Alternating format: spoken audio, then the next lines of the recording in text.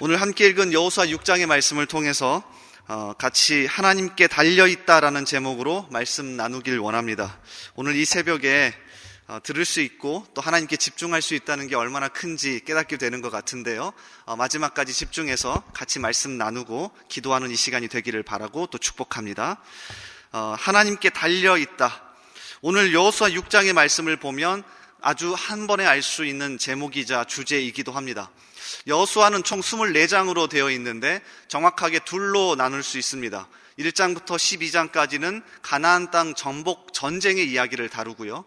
13장부터 24장까지는 그 땅을 분배받고 또 정착하는 이야기를 다루고 있습니다. 정확하게 앞부분은 7년의 이야기를 다루고 뒷부분은 8년의 이야기를 다룹니다. 그러니까 여호수아는 총 15년의 이야기가 흘러가고 있습니다. 자, 그 중에서 전쟁의 이야기가 많이 나올 거라고 기대하지만 이 7년 정복 전쟁의 이야기는 사실 내용이 얼마 되지 않습니다. 1장부터 12장까지라고 하지만 1장부터 5장까지는 우리가 지난주까지 살펴봤듯이 요단강을 건너는 이야기입니다. 그러니까 앞부분에 준비하는 이야기가 상당히 길게 나오고요. 실제 전투를 벌이는 장면은 별로 길게 서술되어 있지 않습니다. 자, 그 중에서 우리가 오늘 읽은 여호수아 6장은 첫 번째 전쟁을 하는 여리고성 전투의 이야기입니다. 그래서 우리가 주목해 볼 만합니다. 교훈을 주고 있는 게 분명하고요. 그리고 단순하게 우리가 무엇인가를 무너뜨리기 위해서 땅을 밟고 한 바퀴 돌아야 한다, 그 정도의 1차원적인 이야기만을 다루고 있지는 않습니다. 그래서 오늘 이 첫 번째 전투의 이야기를 살펴보면서 하나님이 우리에게 무엇라 말씀하시는지 귀 기울이고 함께 기도할 수 있는 이 시간이 되기를 바랍니다. 자, 일단 이 구조를 살펴보시면 1장부터 5장에 나와 있었던 요단강을 건너는 것과 비슷한 구조를 가졌습니다. 제사장들이 언약궤를 메고 앞서 나가는 것은 아주 비슷한 모양새입니다. 자, 그런데 자세히 읽어보시면 무엇인가 다른 점, 그리고 반복되는 점이 오늘 말씀에 등장합니다. 자, 3절 이하를 보십시오. 굉장히 독특한데요. 자, 이렇게 되어 있습니다. 너희 모든 군사는 그 성을 둘러 성 주위를 매일 한 번씩 돌되 엿새 동안을 그리하라. 제사장 7은 7 양각 나팔을 잡고 언약궤 앞에서 나아갈 것이요 7째 날에는 그 성을 7번 돌며 그 제사장들은 나팔을 불 것이며 제사장들이 양각 나팔을 길게 불어 그 나팔 소리가 너희에게 들릴 때에는 백성은 다 큰 소리로 외쳐 부를 것이라. 그리하면 그 성벽이 무너져 내리리니 백성은 각기 앞으로 올라갈지니라 하시매. 모든 군사가 제사장을 제일 앞에 두고 매일 한 바퀴씩 성을 돌라고 되어 있습니다. 자, 그리고 마지막 날에는 7번을 돌게 되어 있고요. 그리고 이 7번을 돈 다음에 나팔을 불면 모든 사람들이 크게 외치면 됩니다. 그러니까 얼핏 보기에는 아주 독특한 구조입니다. 지금은 이렇게 하지도 않고요. 성경 전체를 보더라도 이렇게 전쟁을 벌인 건 이곳이 유일합니다. 그러니까 아주 독특한 구조예요. 또 많은 학자들이 이 독특한 방법을 이렇게 해석하기도 합니다. 6일 동안 한 번씩 돌면서 여리고성 사람들에게 항복하고 회개할 기회를 주었다. 그러니까 단 하루 만에 부서뜨릴 수도 있는데 6일 동안 돌고 마지막 7번째 날에는 7번 돌면서 여리고성 사람들에게 항복할 기회를 주었다는 거죠. 자, 틀린 얘기는 아닙니다. 자, 그런데 오늘 말씀을 계속해서 자세히 묵상해 보시면 사실 이 이스라엘 사람들에게 6일 동안 한 번씩 돌고 마지막 7번째 날에는 7번을 도는 이 행위는 아주 익숙한 구조입니다. 그리고 사실 우리에게도 굉장히 익숙한 구조입니다. 광야 생활 40년 동안 하면서 6일 동안 매일 만나가 내리고 마지막 7번째 날에는 썩지 않는 만나를 내리는 이 독특한 은혜의 구조는 이들에게 익숙합니다. 다시 말해볼까요? 광야 40년 생활 동안 매일같이 하나님이 우리를 살려주신다, 하나님께 우리의 생명이 달려있다라는 것을 체득하고 경험하고 깨달았던 은혜의 구조가 이 여리고성 전투에 그대로 녹아있는 겁니다. 여러분 생각해 보십시오. 전쟁을 하는 입장에서 그것도 첫 번째 전투인데 단번에 하루 만에 무너뜨리고 계속해서 올라가는 게 훨씬 편하지 않습니까? 그런데 왜 이렇게 복잡하게 6일 동안 한 번씩 돌게 하시고요. 그리고 마지막 7번째 날에는 특별하게 7번을 돌게 하시고 외치게 하시냐는 거죠. 이거 정말 번거로운 작업입니다. 그런데 하나님이 이스라엘 백성들에게 하나님께 달려있다는 은혜의 구조를 되새기시는 겁니다. 이거 너무 중요합니다. 그리고 올 한 해를 시작하면서 우리가 다시금 우리 마음에 그리고 우리 삶에 되새기셔야 하는 작업이기도 합니다. 별것 아닙니다. 여러분 잘 보십시오. 그냥 성을 도는 것 사실 멋있지는 않습니다. 갑자기 하나님이 하늘에서 무엇인가 엄청난 무기를 주시거나 우박을 떨어뜨리시거나 굉장히 큰 소리로 하나님이 외치셔서 성을 무너뜨리시면 훨씬 멋있을 텐데 매일같이 한 바퀴 도는 것 멋있지 않습니다. 여러분이 그 이스라엘 군대라고 생각해 보십시오. 하루가 지나고 이틀이 지나고 3일이 지나고 이게 뭐 하는 짓인가 싶을 겁니다. 그런데 되새기는 겁니다. 하나님께 달려있다. 매일같이 돌면서 제사장이 제일 앞에 가며 예배하듯이 돌면서 하나님께 우리의 생명이 달려있고 결국 하나님께 이 가나안 정복 전쟁이 달려있구나 라고 하는 사실을 계속해서 되새기는 겁니다. 조금 더 생각해 볼까요?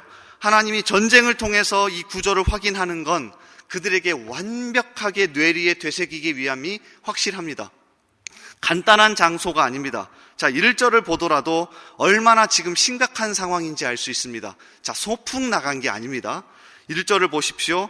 이스라엘 자손들로 말미암아 여리고는 굳게 닫혔고 출입하는 자가 없더라. 갑자기 기습작전을 한 것도 아니고 여리고성 사람들이 다 도망가 버린 것도 아니고 문을 굳게 닫고 언제든지 화살을 날리거나 문을 열고 나아가서 공격할 준비가 되어 있는 겁니다. 자, 그 상황에서 성을 한 바퀴씩 도는 겁니다. 이틀이 되고요, 3일이 되고요, 7째 날까지 그렇게 도는 겁니다.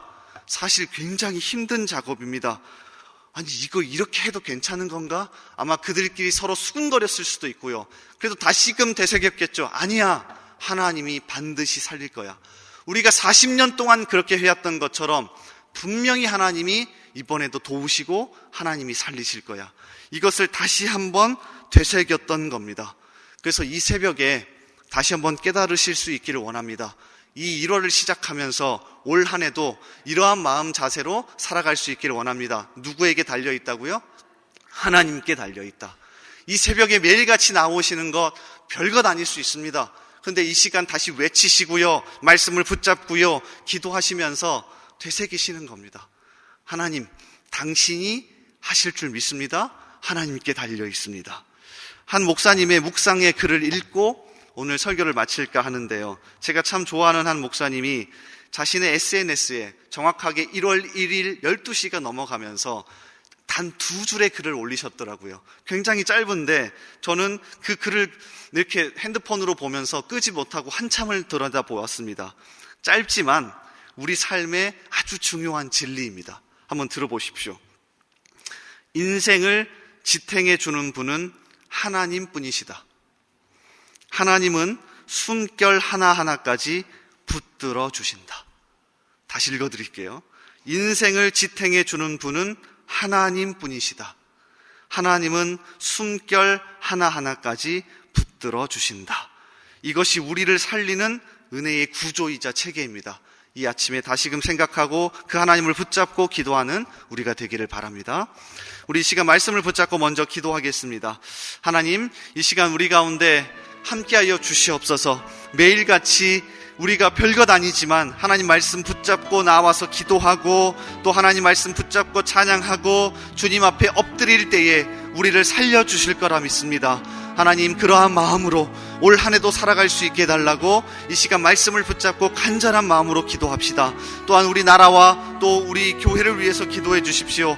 코로나로 참 어려운 가운데 있고 또 대선을 앞두고 여러 가지 마음들이 나누어지면서 어려운 가운데 있는데 주여 우리를 불쌍히 여기셔서, 특별히 우리나라를 불쌍히 여기셔서 주여 도와주시옵소서. 살려달라고 우리나라를 위해 기도해 주십시오. 또 우리 교회를 위해서 기도해 주십시오. 우리 교회가 이 기간 동안에 우리 성도들이 믿음 잃어버리지 않고 더 하나님을 붙들고 나아갈 수 있게 달라고, 하나님 앞에 더 엎드릴 수 있게 달라고, 신앙 더 회복할 수 있게 달라고 함께 기도해 주십시오. 특별히 이번 주일 1월 20일부터 22일까지는 중등부 겨울 캠프가 있습니다. 그 캠프 가운데 주님께서 붙들어 주시고 우리 교육자와 또 우리 교사들에게 힘 주셔서 우리 학생들이 이번 캠프를 통해 하나님을 간절하게 더 만날 수 있게 달라고 함께 기도해 주십시오. 우리 이러한 기도 제목으로 주여 한번 외치고 간절하게 기도하겠습니다. 우리 주여 한번 외치고 기도합니다. 주여. 아버지 하나님 감사합니다. 이 시간 우리 하나님 앞에 나와서 엎드려 기도하오니 주여 우리를 살려주시고 함께하여 주시옵소서. 특별히 이 시간 여호수아 6장의 말씀처럼 여리고 성이 무너지는 이 장면을 보면서 주님 별것 아닌 것 같지만 40년 동안 그들이 계속해왔던 겁니다.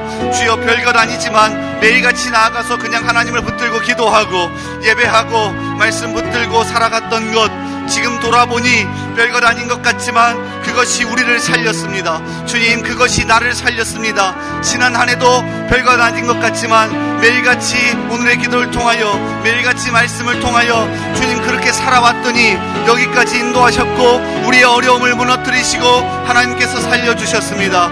주여 우리를 불쌍히 여기셔서 이 시간 우리가 간절히 기도하오니 아버지 살려주시옵소서. 아버지 우리 성도들이 간절히 이 시간 기도하오니 우리를 불쌍히 여기시고 살려주시옵소서. 아버지 특별히 이 시간 우리나라와 우리 교회를 품고 기도합니다. 우리나라를 살려주시옵소서. 아버지 우리 교회를 살려주시옵소서. 아버지 하나님 우리나라 어려운 가운데 있습니다. 코로나 어렵고 여러 가지 마음들이 나누어져서 어려운 가운데 있는데 주여 하나로 만들어주시고 특별히 코로나를 이겨낼 수 있는 용기와 지혜를 더하여 주시옵소서. 아버지 하나님 특별히 우리 교회 모든 성도들이 이 기간 동안에 믿음 잃어버리지 않고 하나님을 더 붙들고 살아갈 수 있기를 원하오니 아버지 도와주시옵소서. 우리 교구와 목장을 살려주시고 교구와 목장을 통하여 하나님의 능력과 은혜가 살아날 수 있도록 인도하여 주시옵소서. 아버지 중등부 겨울 캠프가 1월 20일부터 21일까지 있습니다. 그 캠프를 살려주시고 내 기간 동안에 하나님만 더 붙들 수 있도록 아버지 인도하시고 함께하여 주시옵소서. 아버지 도와주시옵소서. 아버지 끌어주시옵소서. 아버지 도와주시옵소서. 인도하여 주시옵소서. 아버지 함께하여 주시옵소서. 아버지 간절히 기도하오니 이 시간 은혜 내려 주시옵소서. 아버지 도와주시옵소서. 아버지 도와주시옵소서. 아버지 도와주시옵소서. 아버지 도와주시옵소서.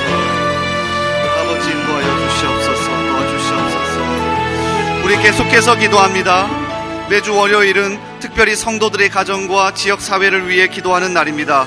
이 시간 기도하실 때 이번 한 주간도 모든 성도들의 가정이 하나 되고 자녀들이 형통하며 영육간 강건하도록 성도들의 생업과 사업장마다 하늘 문을 여시고 복 내려 주시도록 성도들이 서는 곳마다 예수님의 향기를 나타내어 지역사회가 복을 받도록, 그리고 계속해서 담임 목사님을 위해 기도해 주시고 함께 동역하시는 장로님들과 교육자들이 사랑으로 하나 되어 온 교회가 성령으로 충만한 가운데 부흥의 역사를 이루게 해달라고 성도의 가정과 지역사회를 위해 합심으로 기도하신 후에 자유롭게 기도하시면 되겠습니다.